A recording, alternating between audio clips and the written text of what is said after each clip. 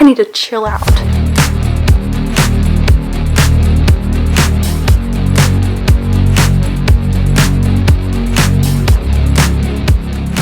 My name is Kendra Spencer and I'm a mommy, do embroidery, and today I wanted to tell you a little bit about what you should know before you decide to start your own embroidery business.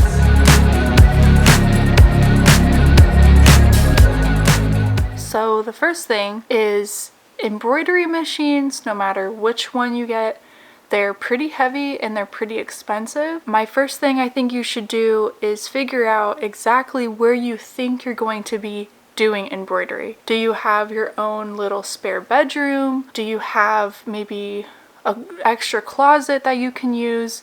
Or will you have to use your dining table to do all of your orders and all of your projects on because you don't have anything extra? Ideally, you would get your own room, an extra spare bedroom. Right now, I'm using my dining table. It's sitting at the edge of it and it's kind of just living there for now. It does take up quite a bit of space. Figure that out first if you're thinking about doing embroidery. It just takes up a lot of room that I didn't really know when I was getting into it.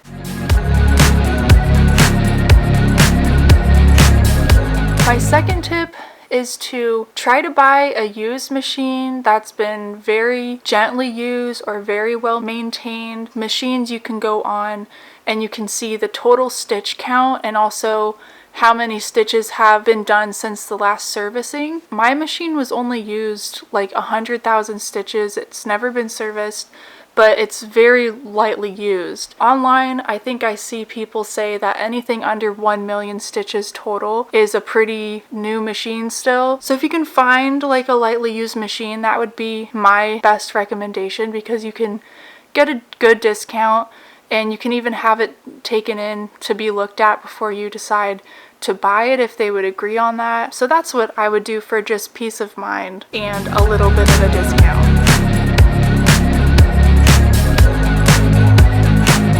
Third tip is to get a machine where you have at least 2 different options for hoop sizes. I would strongly recommend against getting the smallest embroidery machine just to save some money. That's like the 4x4. That is really, really tiny.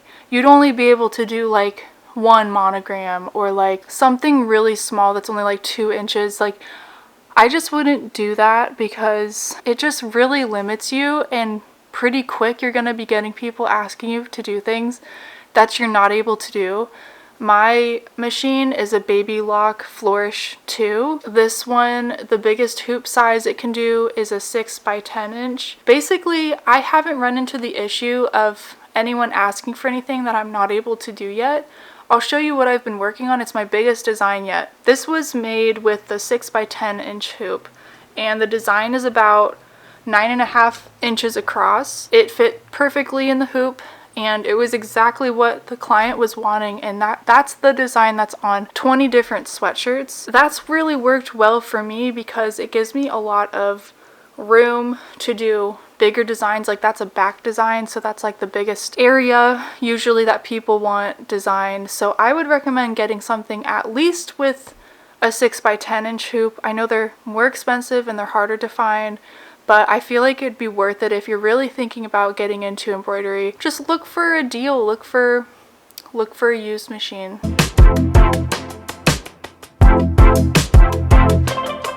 Now I wanted to get into kind of like the business side of things. When you're thinking of starting something like this and you're going to be putting a lot of money into a machine and then you need to get all the materials, you need to be thinking about how you're going to market your business. How are you going to get your first few orders? What I did, I created an Instagram account and also a Facebook account. I would say 90% of my orders have come through Instagram from people within my city that I've followed on Instagram with the hashtag my city name. They followed me back and then requested to order something from me. On my Instagram page, I say taking orders, DM me, so people know that they can just message me and I can just get their order. And that's how I got this biggest one. That's 20 sweatshirts. She just messaged me. Think about how you're going to market, where you want to do business, how you want people to contact you. I personally preferred that people don't call me. I don't want to be talked to. If I can avoid it, it makes me nervous to be on the phone, honestly. I enjoy just messaging people and texting people, and that seems to just work out really well.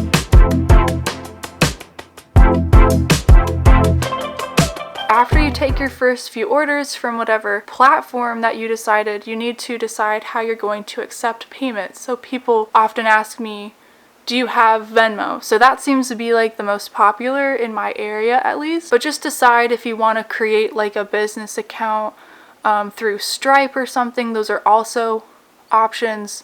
We do that with our other business. You can even get a card reader that way. There's just a lot of different options you can do. So you can also request payment half up front and then half when you're done and you delivered the order. That's what I'm doing for this big order. It's $700 total. So just be confident and choose something that works for you, and then they'll tell you if it works for them.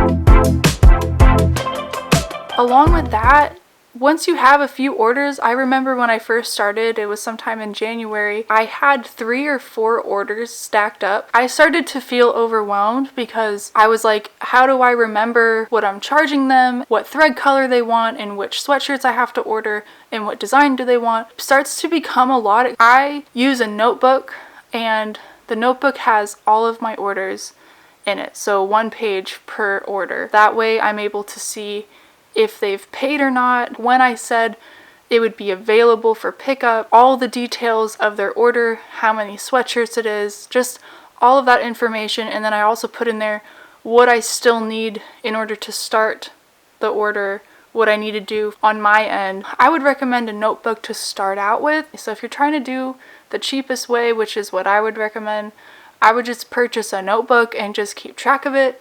And I still use that now, even for these 20 sweatshirts, I use that, and it's just nice to have a place to refer back to. I'd really recommend doing it that way and not just keeping everything on Instagram or Facebook. If that's what you're using, you need to have a separate place that keeps them all in line and on track so you don't fall behind and get confused with all the orders that you have. Because you could probably get a little popular, and it can be a little overwhelming if that happens. So just be prepared for that.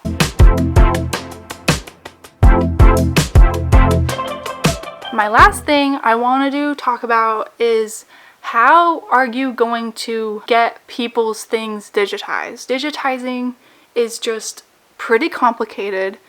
It's not something I do personally, but if someone wants a logo embroidered or they want anything original done, you have to take that either PDF or picture and send it to a digitizer, and then they create a file that your machine can read so that you can embroider it on a sweatshirt. You need to have a digitizer in your circle that gets back to you, that's reasonably priced, that you can rely on, and you like the quality of. I personally have been using JJ Digitizing. He has been awesome. He's very reasonable. He even had a little promotion in December for Christmas, and I got some things digitized, some logos digitized for only $11, and now they're like $15, I think.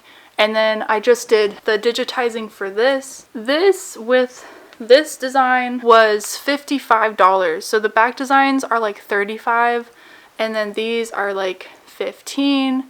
And I think that makes $55, but if not, I'm sorry. That's just what it was, and that's just what I remember. So I'm probably wrong. He's great.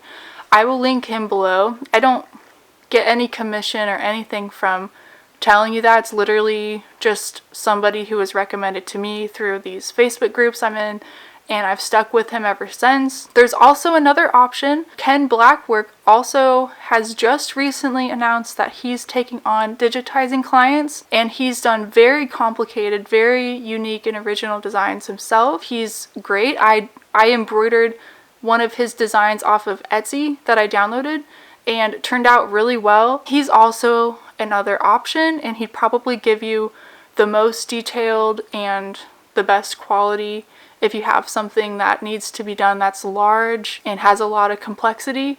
I would trust him to do it. That's all I have for today. I just wanted to get out something pretty quick on the interwebs. And so thank you for listening to me. If you have any questions, just let me know.